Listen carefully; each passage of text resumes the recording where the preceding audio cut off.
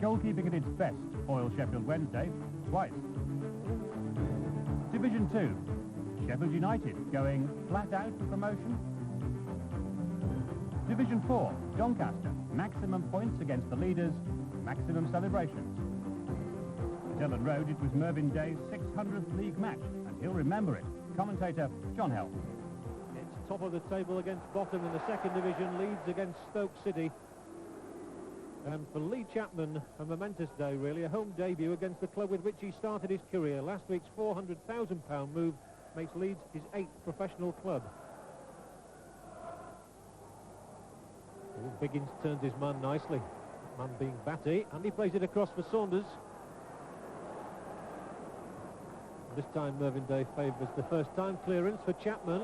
The header is looking for Davison, and the little tackle between Davison and the defender. The ball fell for Leeds, and coming in there and just unable to get on the end of it was Chapman, because Fox was alert and off his line and in his clutches.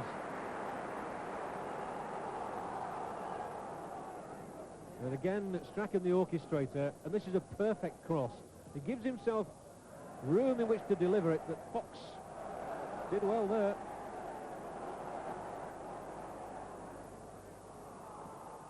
And here comes Stoke straight back at them with Biggins. Drifting inside Fairclough. Haddock read it well.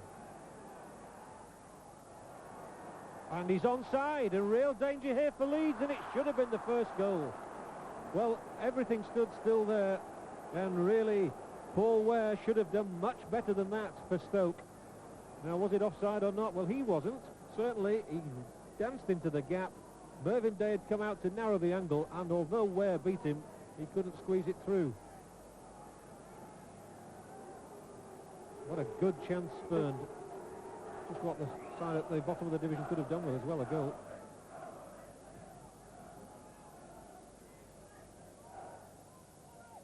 And that might serve as a warning to Leeds not to be too complacent about this match. In fact, Mervyn Day had been saying just that yesterday, that these were the sort of games where a side at the top can get beaten.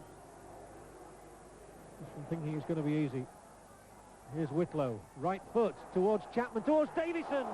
Good stop on the line from Fox. It was a good move, it was a good cross, and the header was positive as well.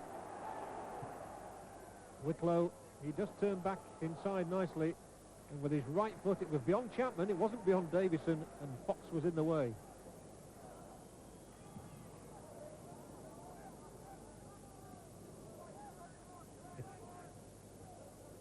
By Fairclough. And again they've beaten the Leeds offside trap, and if Saunders gets round Day, well, I would think this is going to be a booking.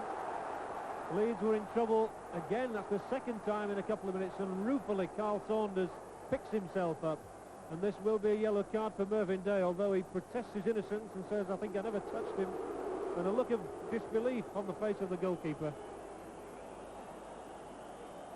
There it is, Leeds were caught napping again.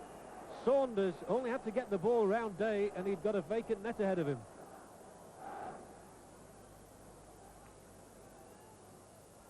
Well, they didn't work it right, but Whitlow has literally nobody to give the ball to. Every Leeds man was behind the ball.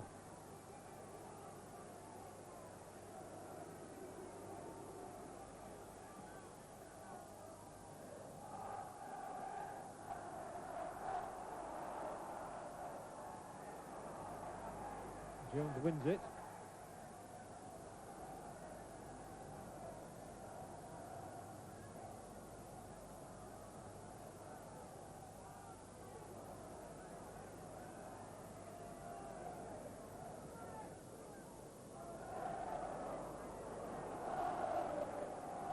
Strachan makes a darting little run behind the two men who were confronting Haddock. The ball's gone instead to Jones. Now it's found Strachan. He twists and turns. The best he can do is to win a corner, which he thinks about taking quickly. Leeds have three men up there, and it's gone the other road. It nearly went in off the defender on the line, who was Cliff Carr. And that would have been probably cruel for Stoke, really. Let's There was Davison attempted to flick it on, and Carr almost got it stuck between his legs.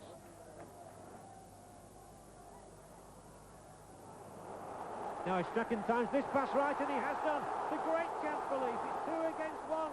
Hendry must do it himself, plays it to Chapman, and Stoke get back. Butler took the ball off Chapman's toe. And what was Hendry thinking about, really? He should have been much more positive there. Delightful pass from Strachan. It's been on all the time, this, because of the offside trap Stoke had been playing. Perhaps the Chapman presence alongside him put him off almost, but he eventually tried to find him, and Butler got back. Again, it's left for Strachan, although Jones has stayed alongside him.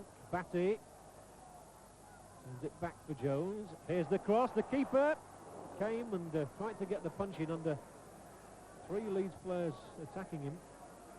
Hendry does well, gets round 1, comes inside the second. Hendry, can he make a goal for Fairclough? What a fine stop from Fox. And Chris Fairclough ghosting in as Martin Peters used to do behind the Stoke defence. May well have got his name on the sheet from this, but Hendry did well. Lovely curling cross behind the Stoke defence, and Fox has saved his side again.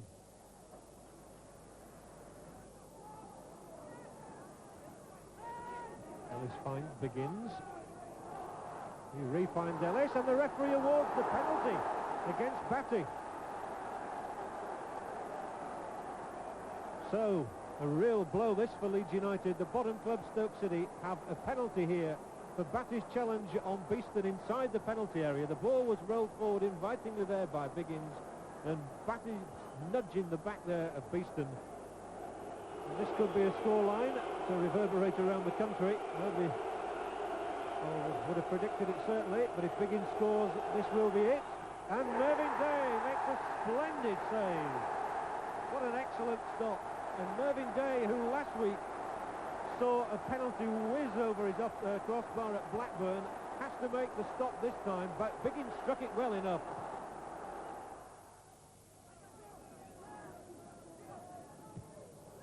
And again, they're trying to beat that offside trap, and Saunders has got them in trouble here. Beglin, Saunders, and this time there is no penalty. Saunders lost another chance. But Leeds could have been 3 or 4 down, amazingly, in this match if Stoke had taken some golden opportunities. Here's Batty. Ooh, that's a terrible clearance straight to Whitlow. Dragged it in and just over the crossbar. Mike Whitlow, who's never scored here at Ellen Road. Both his first-team goals have been away from home. Batty won it. Davison won it. Chapman has to play it right. Hendry trying to get round his man. Oh, he nearly stumbled. If he had done, it might have been a penalty. Hendry kept his feet just about and got the ball over straight to Fox.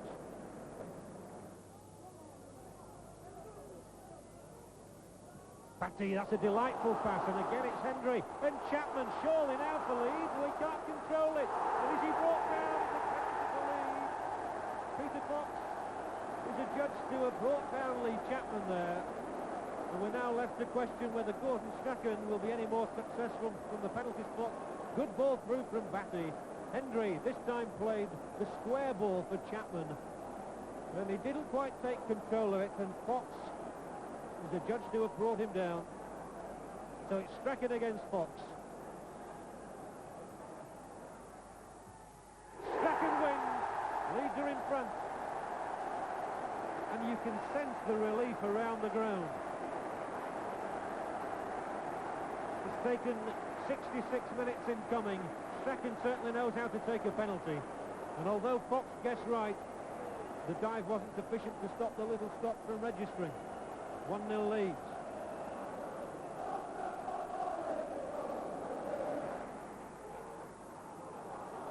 Palin's pass will stay in play, and Ellis has got there. So Stoke are not dead yet. Here's Ellis. And Mervyn Day saw the angle and cut off the supply.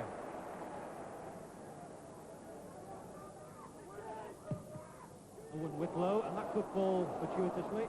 Almost did for Batty. Back pass wasn't on, but Davison sends it back. Now it comes through, and Batty leads the chase out, and he's got Hendry wide on his right. He delayed a little bit. Hendry is barged over inside the penalty area. Hendry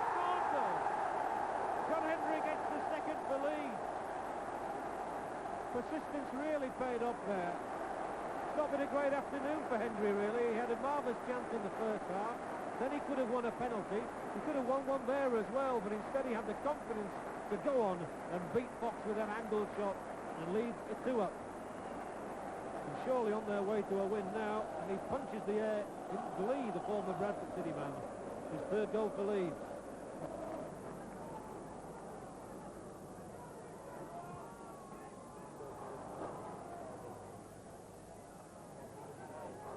So Elisu's here to try and get a late consolation for Stoke.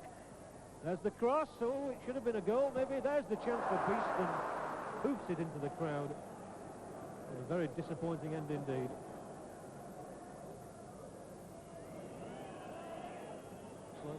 And nearly 30,000 people here have seen another Leeds United victory. 29,318 the official attendance. And Leeds for so long struggled to make an impact here against Stoke. And if Stoke had scored first, it might have been a different story. But John Hendry in the end got the second goal for Leeds after Gordon Strachan had struck the first from the penalty spot. Just remember, after Stoke bottom in the league and missed a penalty of their own. So it's ended here. A perfect day for Mervyn Day, the goalkeeper, on his 600th league appearance. Leeds United 2, Stoke City 0. Mervyn, not a bad way to celebrate 600 league games, a win and a penalty save. Oh, you've forgotten the booking as well, John. Yeah, well, I was trying to forget that for you. No, I mean, obviously, it's very nice, first of all, to make 600 league games. I don't think it's a feat that many professional players have achieved. I'm obviously very grateful to have achieved that. And to cap it off, I suppose, with a penalty save and a 2-0 victory, very, very, very, very gratifying indeed. And we'll start part 2 with 2 really classy goals in a couple of minutes. Welcome back to Goodison Park, where Sheffield Wednesday started with confidence and with Craig Shakespeare back in their team. This is Shakespeare. Atkinson, fine save by Neville Southall, David Hurst, and Southall again. Everton's best chance in the first half fell to the former Bradford star Stuart McCall. Phil King couldn't catch him, but Chris Turner drove him wide and too wide. Everton piled on the pressure in the second half. Sheedy's cross, not very far out by David Hurst, back in by McDonald. A good save from Chris Turner. Wednesday was still in it though, and a fine piece of skill here with both feet by John Sheridan, but again Southall at his very best. Pat Nevin's run from deep brought the first goal. Wednesday rather hung off him. Space behind Worthington for Ian Snowdin, and the former Leeds man's cross is sweetly volleyed home by Kevin Sheedy. Everton's second came 4 minutes later. McCall's cross only weakly headed out, and Sheedy's finish not bad for a bloke who's said to be all left foot. Everton 2, Sheffield Wednesday 0. The good news is that only Manchester City won yesterday of the teams on that caption. Wednesday they will drop a place if Manchester United get a point at Norwich in the match. 3:25 ITV. There were nearly 16,000 at Bramall Lane, and they soon saw Sheffield United flowing into the lead. Brian Dean to Ian Bryson. And the cross produces the perfect header from Tony Agana. A goal straight from the textbook after just 5 minutes. And it could have been 2 after Bryson's corner found Dean, who may not have known too much about his header, but Proctor and Pearce combined to keep it out anyway. Bryson and Dean involved again in the next move. The big man's cross, but Bradshaw's touch at the far post certainly found wanting. Middlesbrough were well in the game though, and they would have equalised here. But as the cross comes over from Ripley, Bernie Slaven stays in an offside position, so Kernaghan's shot doesn't count.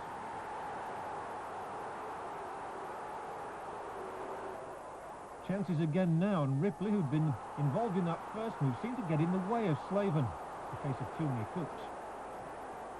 And that really was the end of Barrow's challenge. Sheffield might have had more, Barnes pumping the ball forward, Dean heading on, and Stancliffe denied by Pearce, who's been in outstanding form recently. And the last chance, again Bryson sets it up, it falls to Agana, but no real conviction in the shot, and United had to settle for a single goal margin.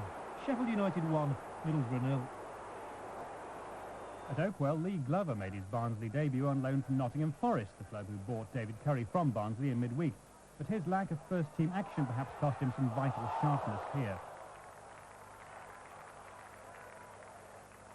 Barnsley had all the early pressure, and Jerry Taggart, another new man, is only stopped from getting his second goal in 2 games by Broddle on the line, a Barnsley player, of course, until a fortnight ago. With 17 minutes left, Plymouth, with only 3 away wins all season, were presented with a goal.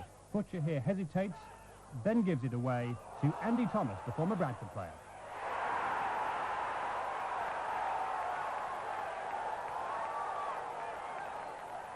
For 10 minutes from time, the Barnsley equaliser, and watch the Plymouth marking here as Agnew's free kick comes over, and it's Mark Smith scoring against the club he left earlier this season, and didn't he enjoy it? Barnsley appealed for a late penalty when Lowndes went down with Robson, but Mr. Ashworth said no, so it finished Barnsley 1, Plymouth 1. Hull got the best win of the day, goals from Buckley and Payton at West Ham. Bradford had a thoroughly miserable 3-0 defeat at Portsmouth, with Aylwood and Tinian sent off. A really excellent day for the 2 Yorkshire clubs at the top. Wolves and Port Vale were the only other winners on this caption, so Leeds are now 12 points and Sheffield United 8 points clear of third place Swindon. Bradford have slipped into the bottom 3 with Barnsley. Hull's third successive away win keeps them moving away from the danger area under Stan Ternent. Good news from Division 3. Steve Wilkinson's goal gave Mansfield the points at home to Chester. Rotherham's Stuart Evans scored 2 minutes from time at Preston. So, Rotherham are back in the top 5 for the first time for several weeks. Huddersfield, though, will overtake them if they win at Swansea this afternoon. News of them in the calendar bulletin at 6:35. And you can see how important Mansfield's victory was. They're up 1 place, and they have 5 other clubs within 3 points above them. After a shaky start, Doncaster putting things together, and Mark Rankin certainly did, holding off a posse of Exeter pursuers to score a stunning goal in the 9th minute. Exeter had made 8 changes, but they showed glimpses of the form that's taken them to the top of the 4th division. Samways here keeping out McNichol's header. Doncaster's second goal came direct from an Exeter clearance.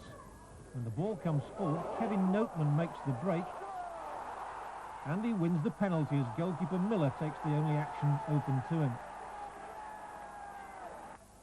Les Robinson's 8th goal of the season couldn't have been simpler. A 2-0 lead against the league leaders, and it could have been 3-0. But David Jones's header kept out on the line, and his protest falling on deaf ears. Exeter are among the country's leading goal scorers, and they always threatened to hit back. So when a Doncaster move broke down, Scott Hiley broke. And although Samways parries his effort, Steve Neville follows in to reduce the deficit. Doncaster went on to a notable success, and that's 8 home league games without defeat for Billy Bremner's side, and only 1 loss in 10. Doncaster 2, Exeter 1. Out-of-form neighbours at Blandford Park. Lincoln won league win in 6. Scunthorpe lost 3-0 at Rochdale last week, but Mark Wallington made a fine early save from Scunthorpe's Ian Hamilton. And it was Wallington again who had to be sharp to foil Ward. Scunthorpe had John Bramwell making his debut after signing from Halifax, but his mistake let in Paul Smith. Musselwhite had the angles right. The first goal didn't come until 20 minutes from time. Gary Marshall with some fine skill on the left, and a good cross too to set up substitute Mark Lillis for his 11th goal of the season. With 9 minutes to go, the Lincoln equaliser scored by a famous name. This David Putnam came from Leicester, not Hollywood, but the point will nonetheless be welcome for Lincoln. Scunthorpe 1, Lincoln 1. Doncaster were joined among the winners by Scarborough and York, whose victory was their first in 8 matches. Chesterfield lost disappointingly at Colchester, Grimsby seemed to have lost the art of scoring goals, and Halifax went down to bottom club Hartlepool. York's success reflected in their move up to 8th place, 2 spots behind Chesterfield. Lincoln also in the top half of the table, but they're only 4 points behind a promotion place. Scunthorpe topped the bottom half, but a couple of wins would shoot them right up among the contenders. Doncaster's upsurge continues, but Halifax are the team looking anxiously over their shoulders, especially as Colchester and Hartlepool both won. But in Division 2, the Yorkshire front-runners are nearing the final bend, with the rest running out of breath. See you next week.